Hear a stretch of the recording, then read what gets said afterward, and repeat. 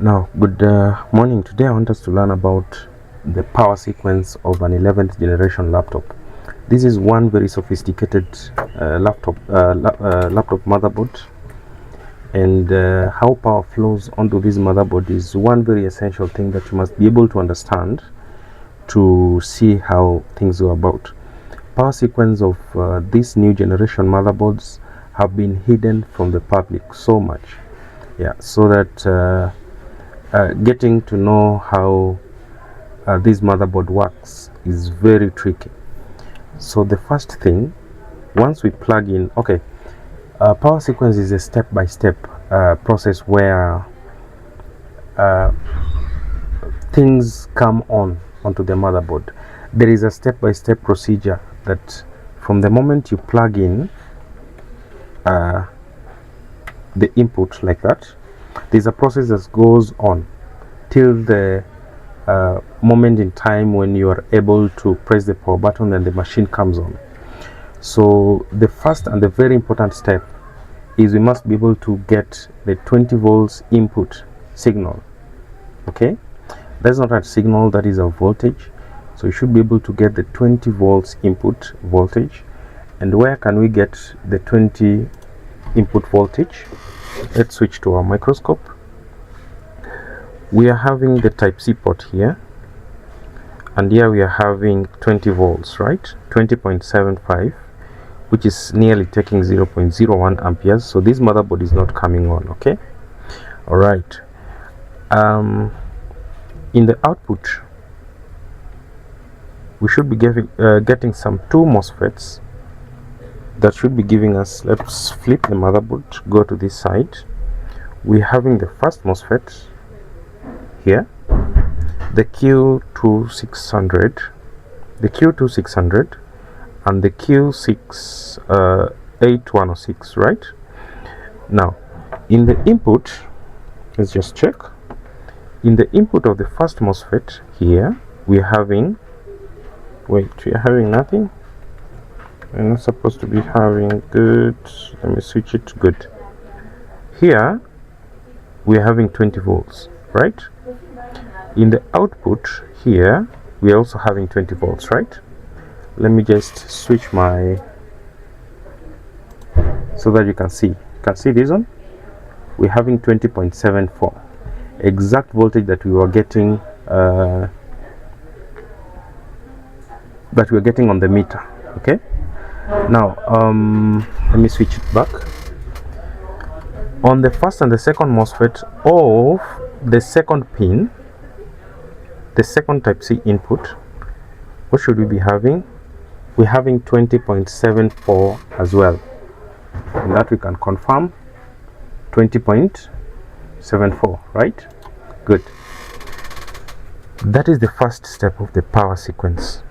Now, once you are getting the 20 volts, which is part of the input voltage that we should be getting, we are supposed to be going to what we call the charging IC. In this case, we are using this motherboard is using what we call the Intersil 9241H. Can see that? Intersil 9241H.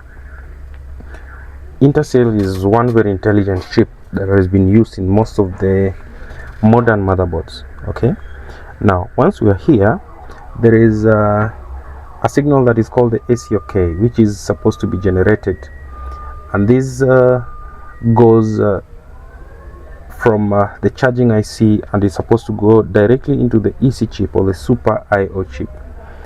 Now we could check, let's check the data sheet of this motherboard to see exactly on which pin should we be getting the input. Let me see whether I'm having the data sheet.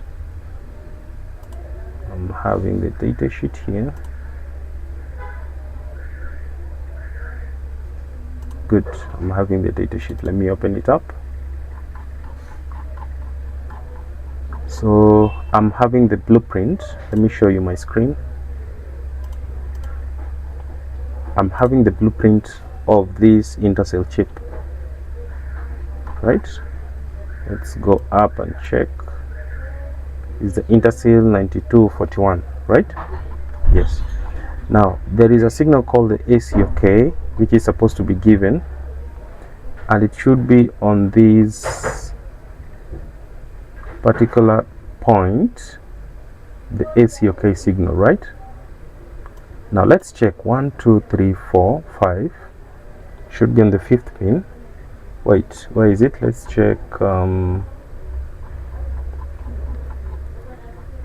the detailed pin where the ACOK is. Pin number 24, ACOK. You see this pin? This is what I'm talking about. The ACOK indicates or tells the motherboard that the machine has been plugged in and the minimum threshold voltage needed is already there, right? The adapter presence indicator output to indicate the adapter is ready with a fixed and a voltage threshold and register for a programmable threshold. Good. Right. So on pin number 24, let's check for some voltages.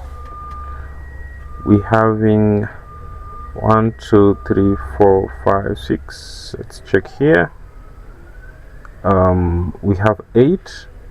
We have 8 here, 16, and we have 8 here. So on this particular pin, we should be getting a signal which we are getting to be 3.3. And again, we can confirm that we are getting 3.3. See this? 3.3, 3.316. You see that? Fine. On the other side of the resistor, again we are getting that 3.3.